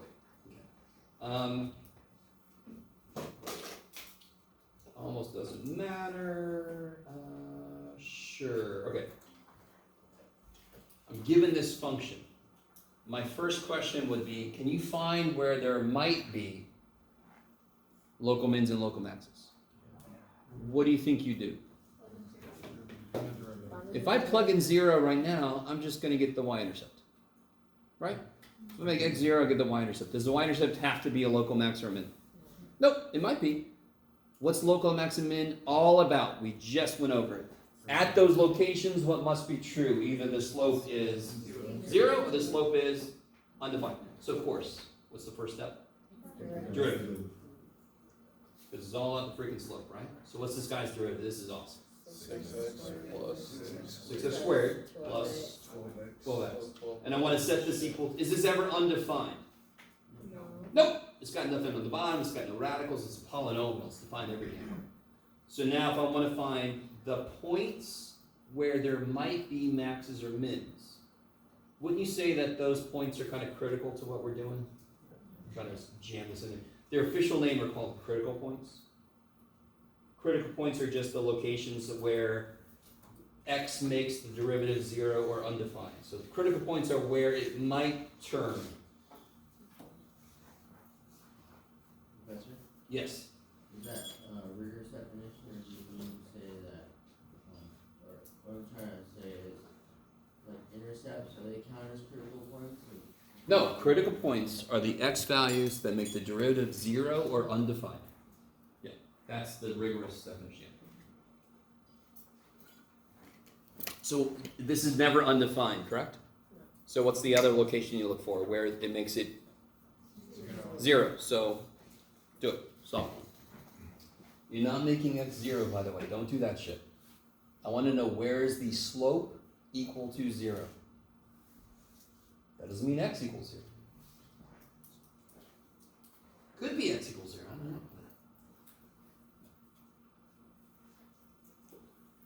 So to find the critical points, you say f prime of x undefined somewhere, not here, right? You say f prime of x equals 0 somewhere. So then I take x prime of f prime of x, and I set it equal to 0. How do I solve that? So you got a 6x, good. Don't subtract shit. The mistake people get into, let me do this real quick.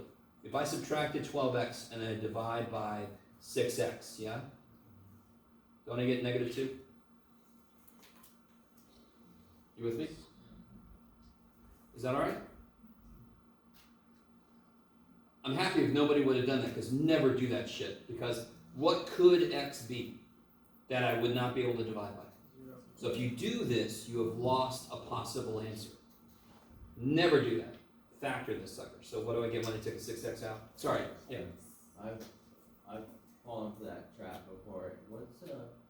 Where do you learn to do that? I don't understand when we blocked out the idea of solving for x. Yeah, the first time you learn factoring and you start to solve equations with factoring, that's where this discussion should be had. And if it wasn't, find your teacher and give a little slack, right? Okay. What was the next? I could Google to find some education on this. Yeah, if you want, you can Google anything. Yeah, just be careful about what spits out. You never know. So here's the main idea. Here's the general idea. Never divide by a variable expression. You know, like when you're solving stuff, because you might lose an answer. You with me? So like if I had 6x times x minus 3 equals 7x squared times x minus 3, and I'm like, oh, let me just divide by x minus 3. Yay! No, you just lost the answer, x equals 3. That was an answer, and you just lost it. So if you're graphing stuff, your graphic's going to be way off, because nothing's going to happen at 3 the way it's supposed to, because you lost it. Poor little dude. So in general, if you're trying to solve something, never divide by a variable expression, because that could equal 0, and you just did something illegal. Okay. Not to the point where someone's going to lock you up. So what do I get when I take a 6x out? 6x. X plus 2. So what are my critical points? 0, negative 2. Maybe more specific. These are critical numbers. And then how would I find critical point? Now here's where things get really interesting. You gotta be really careful. These are critical numbers. These are where the local max and min could be. I want to know what points these refer to, right? The biggest mistake I see is people take the 0 and they plug it in here. They take the negative 2 and they plug it in here. What are they going to get? No, they're gonna get 0, because we forced this to be 0, and we got those points. So of course if you plug these points in here, you're always gonna get 0. If I wanna know where the function is, where do I plug these? Into f. So this is what I was saying before, remember? Some of you guys do not tell yourselves when you're taking a derivative. Some of you guys do half of a derivative, and you leave the other part, and then you, holy shit. You gotta be really clear what the function is and what the f prime is, because you're gonna be plugging it into one or the other place. You guys kind of with me? Okay. So the critical numbers are 0 and -2. Critical points are 0, 0. Is everybody cool with that? And when you plug a -2 in, what do you get? Let's see, 2 times -2 cubed, 2 times -8, -16, plus 6 times 4 is 24, -16 plus 24 is 8. Is that what you guys are getting? Chumbawamba. That's a great song. Huh? That's a great song. Yes. Is that the one, Uga check? No, it's not Uga check. Tub thumping? I get knocked down. I get up Yeah, again. that's it, yeah. The way I sing the song is I get knocked down, I get up again. What am I gonna learn? Okay. So, let's verify what we just did. This is the beauty of Desmos, or your graphic calculator. If I take the function and I put it in,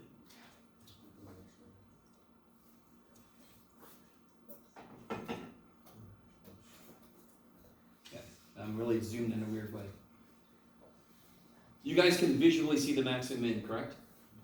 So here's why I love Desmos so much. If you just go here and click the function, it'll actually indicate does that point, I don't know if you can see that point. Can you guys see the point? Does that look from there? Yeah. There's your creeper, and then 1, 0, 0, holy shit. Okay, so you can double check, it's exactly what we thought it would be. Yes? The critical numbers, the critical points are the location of maxes and mins. So I'm not gonna let you graph this sucker all the time. So the next thing is to wonder about, how would I identify which one is a min, which one is a max without graphing it? Okay, so let me give you this. There you are.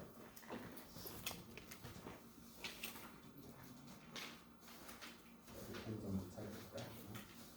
Totally.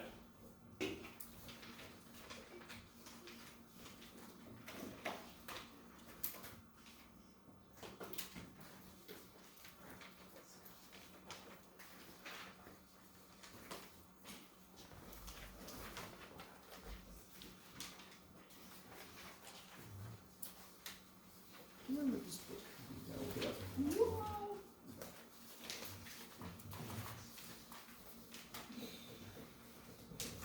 By the way, is it warm in here?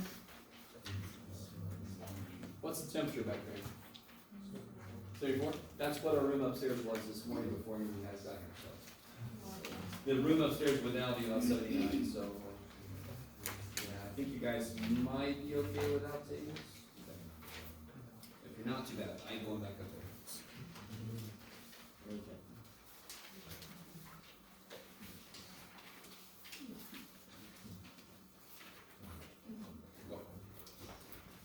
So let me check. One little thing, I always forget. Every book does stuff different.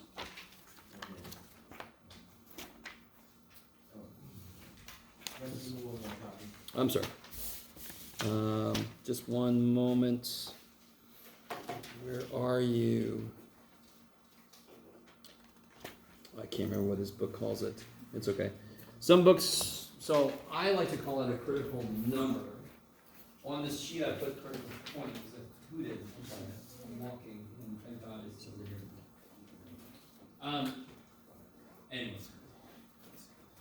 The x values you get from setting the derivative equal to 0 or finding out where it's undefined, those are called critical numbers.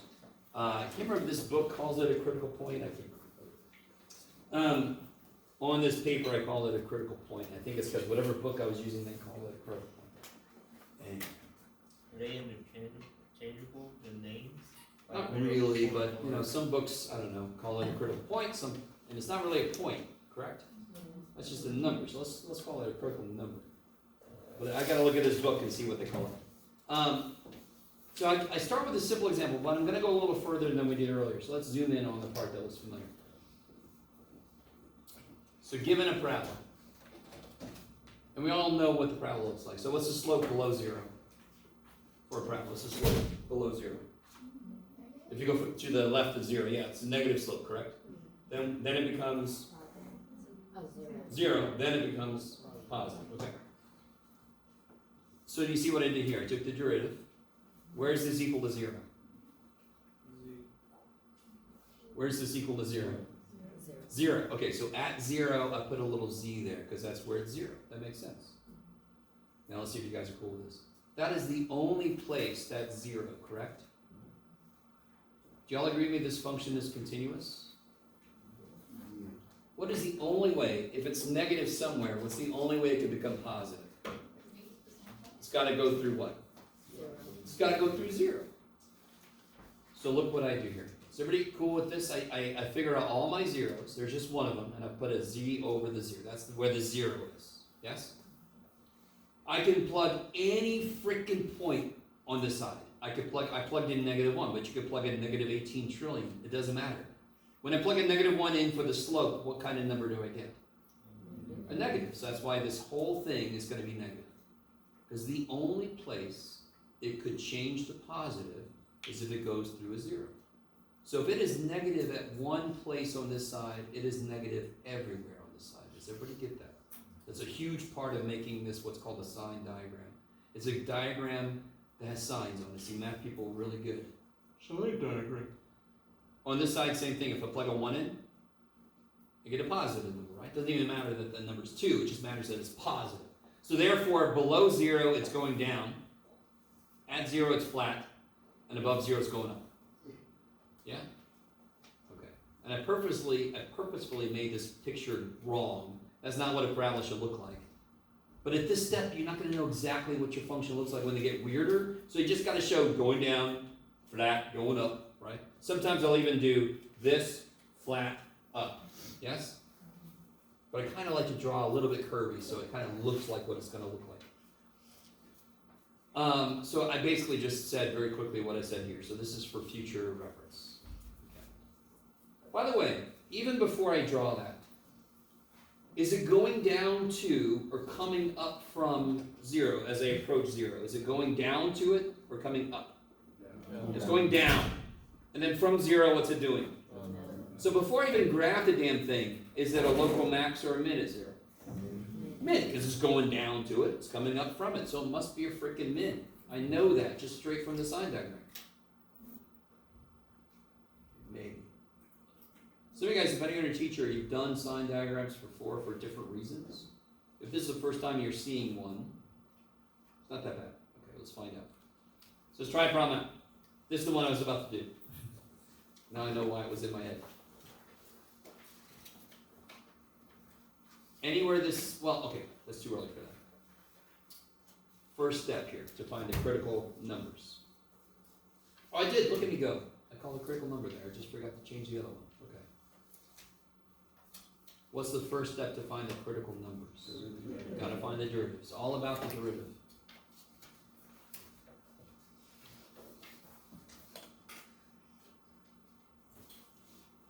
And then what do you get there? 20x to the 4th?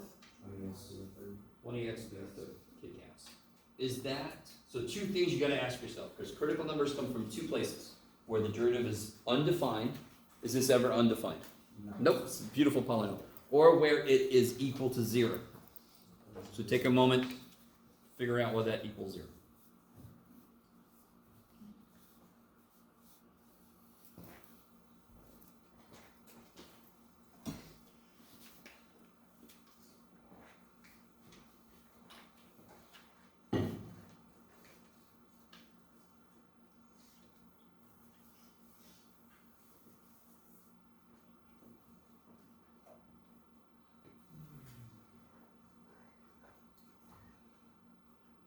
So what comes out? Good, 20x cubed. So I'm left with x minus 1. So what are my two critical numbers? 0 and 1. Kick ass. So now you're gonna finally see why I keep saying those are the possible locations. They don't have to be a max or a min. And I already talked about why that's true before. So if I make a sign diagram, what numbers have to show up on it for sure? 0 and 1, holy shit. And what am I gonna put above them? Z. If either one of these made this undefined, I would put a little u. Oh.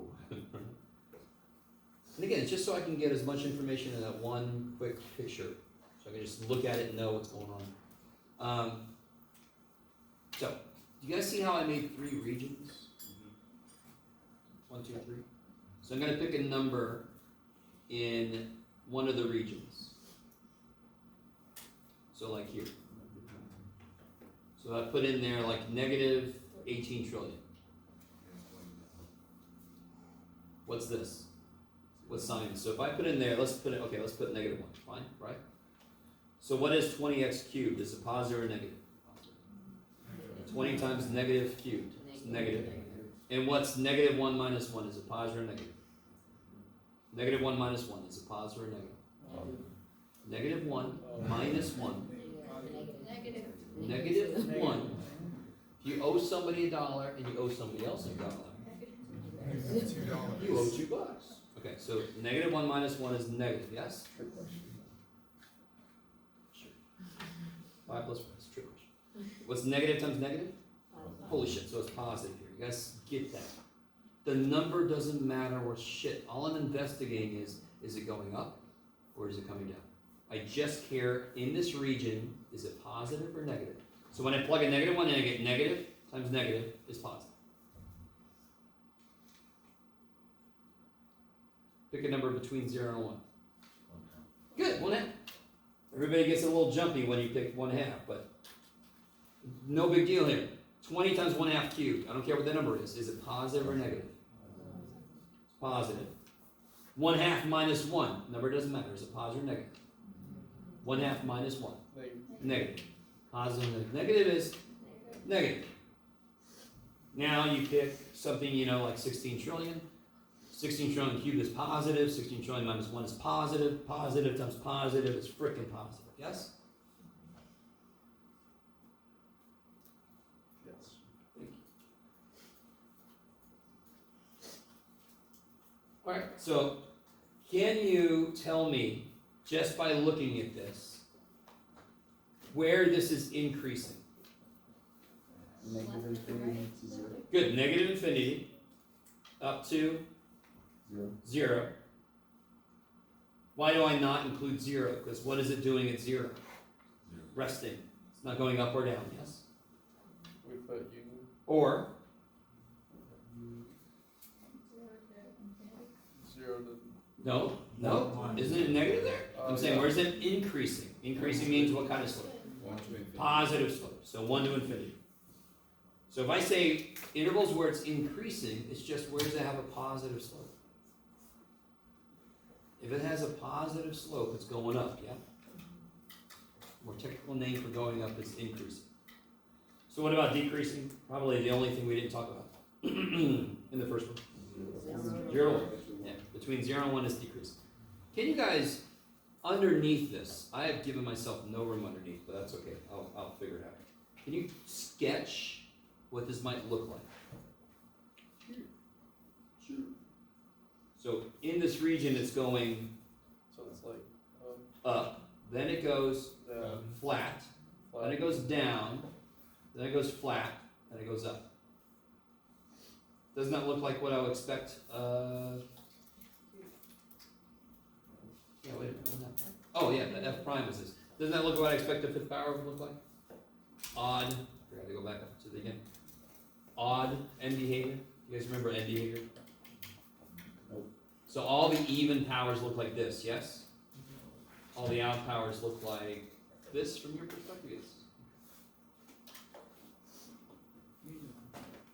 Sorry? Oh yeah. I'm a little zoomed in.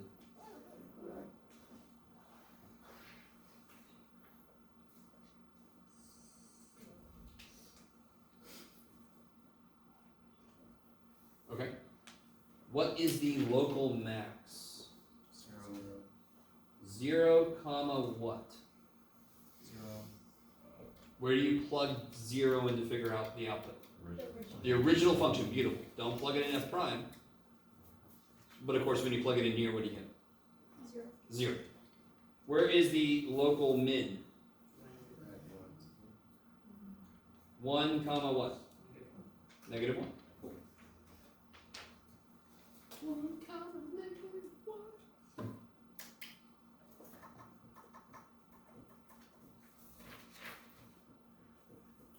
me stop for a minute.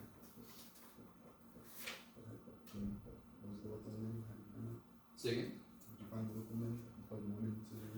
So why, from the sign diagram, why is 1 a local min? Because it's going down and going up. So I know 1 is a minimum. And then I plug that into the function to figure out what the function is. So this is where you have to be very careful about where you're going to plug this x value in. If you plug it into f prime, it's going to tell you the slope. I don't want to know the slope right now. I want to know where the function is, and that's the job of the freaking function. That's where I plug it into f of x, not f prime. Maybe. So, let's see what we can do. Try to do 1a. This is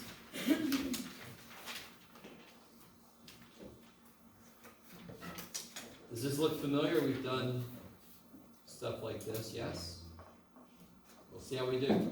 This is the way I'm going to do it on a test, by the way. Because if I just say find the derivative and you don't do it, the rest of the shit is just, you can't do it. So I'm going to say verify or show that it's this. And if you can't, just do the rest of the problem using the answer. You with me? So you don't lose points on the whole thing just because you couldn't do part A. Are you all with me? So I still want you to show me the work, but I'm at least telling you what the answer is going to be. So try to show me that that's true. Yeah.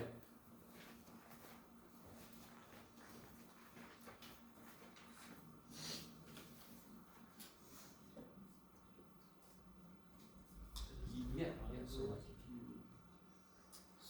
here's why we should put, so our critical numbers were,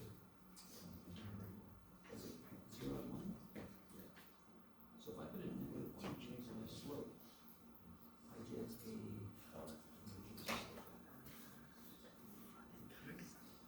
so if I plug a negative 1 in here, I get positive minus negative, I get positive. Right? If I plug a 1/2 in, it's better with the factor form. I get positive times negative, so it's negative. If I put 3 in, I get positive times positive. So it's going up, then it's going down, then it's going up. So even before I set the graph, up, down, that must be max. Down, up, that must be mid. Yeah. Somebody else teach.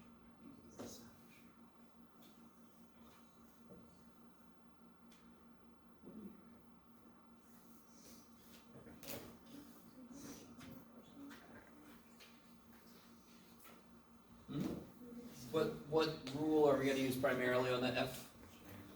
No? Product gets everything going, right? I agree, we're eventually going to use chain, but the thing that gets everything going is product.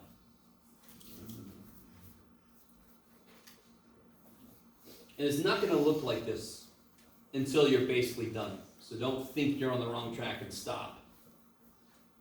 This is what happens when you gather a lot of shit together. It's not going to look like that until the end. So let's see. I take the derivative of the first piece times the second plus the first piece times the derivative of the second.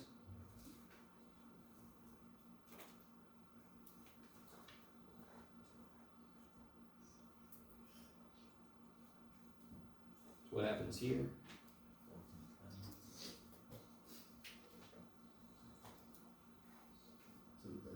Third. Here the inside is 1, yeah. So if the inside is linear slope 1, chain rule ain't gonna show up. It would just be 1. Okay. Times this business, right? Plus this business. Times 5 times 2x plus 3 to the 4th times 2, 11. That's the chain rule piece, right? Derivative of the inside.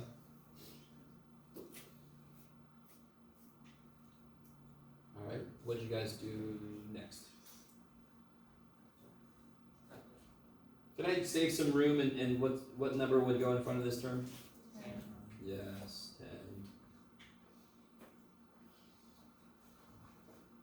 Alright, so looking at this, can any numbers come out? Can any numbers, constants? A 2 can come out, yes? 4 and 10. Now look at the next thing. Can any x minus 3's come out? Yes, how many? 3 of them. Now can any 2x plus 3's come out? How many? Sorry, I think you said 4 of them, yes? So ready with me.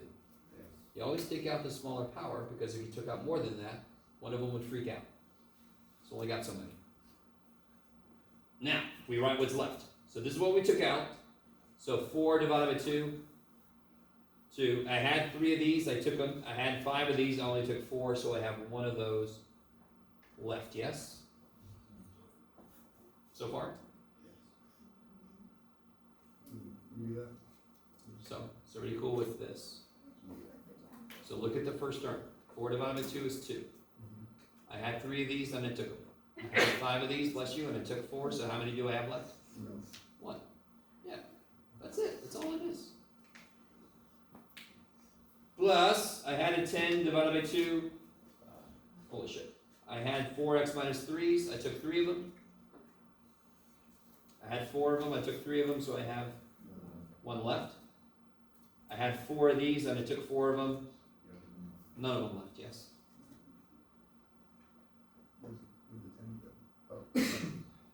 There's the 10, and there's the 4. Do you, how many x minus 3's are in this term? How many x minus 3's are here? 4. How many did I take out? So of course I've got 1 left. How many 2x plus 3's are here? How many 2x plus 3's are in this term? 4. How many did we take? So of course I got none of them left. Yeah, that's all you're doing. You're taking shit out. So however much you had, you can see what's left. That's it. That's all GCF is. Okay. You put the 2 and the 5 in there? That whole thing with the... Well, of course there's a 2 and a 5, because the only thing 4 and 10 have in common is 2. And when I take a 2 out, I'm left with a 2, and I'm left with a 5. So let the 10 in front of the x minus 3 to the Yeah, I took 5 times 2 and I put a 10 there. Okay. Just so I didn't have to rewrite the line again. Let's roll right there. Okay. So how does that Stay end with up me. equaling? Say again? That's a 5. How does that end up equaling the 18? What did I say at the very beginning? Because he combined the 5 with. I love you so much. What did I say at the very beginning? It's not going to look like that until you're almost done. Okay, are we almost done? I guess. Sort of. One more step. What do I do inside here? Yeah, so I'll get 2, x minus 3 to the third, 2x plus 3 to the fourth. All right, let's see. You guys, please stay with me. What's twice 2x? Plus 5x? 9x. Is everybody with that? What's twice 3? 6 minus 15. Do you see that? What's 6 minus 15? Oh, and you're going a little fast. So the 9x came from All right, what? so this piece is 4x plus 6, yes? Yes. Okay. Plus 5x minus 15. Right? Yeah. So what's 4x plus 5x? And what's 6 minus 15? Good. What comes out of here? If I take a 9 out and I put it out here, don't I get 18? What am I left with here? Took a 9 out, yeah? X minus 1. Yes. Is that what I'm supposed to do? Holy shit! Do you see what I mean by you cannot tell if it's going to be this until you're basically done? So don't give up in the middle and go, I must be doing this completely wrong. I don't see no 18. Well, you don't know yet. Keep going. You're always going to get this leftover shit from when you take stuff out, and that leftover shit's going to combine together. Right? You brought the 2 out, was that what that error was? I took a 9 out, and I went with the 2 and made 18. Oh, okay. Yes. So when will there be an instance where if you say show that, it equals, like f prime equals that, and then it ends up not being that? That would be so evil. My God, you guys would all be stuck on number one going, what the shit, and I would be up here going, I'm not that evil yet. 10 years ago I said, give me 10 years, and I'm not quite there yet. Maybe next semester. I'll be that evil to my calc class, but not to you guys. So appreciate that. I'm trying out this kindness thing, and I don't like it, but oh well. Somebody, I mean, because right here, just to make sure, if I take a 9 out, isn't that x minus 1? And then I can, everything's multiplied, so I can multiply the 2 and the 9 to 18, right? So what are the critical numbers? Can you list them for me? 3. 3? Negative 3. Good. 3, negative 3 halves, because I would subtract 3 divided by 2, and 1. Does that mean that there must be a max or a min at these points, at these x values? Nope. No.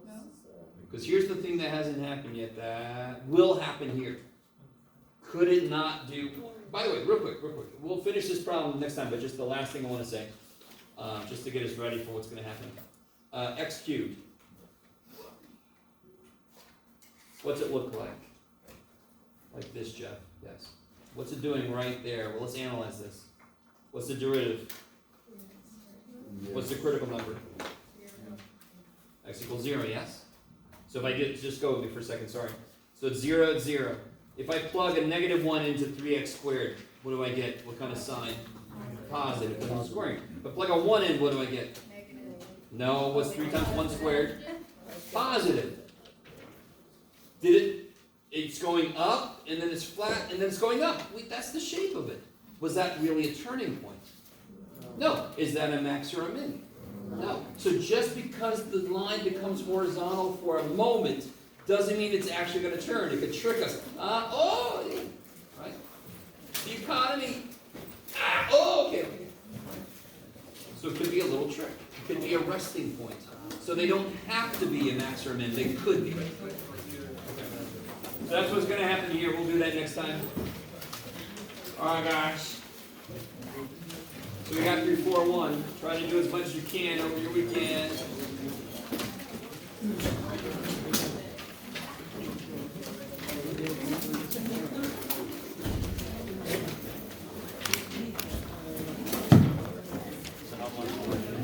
Thank you.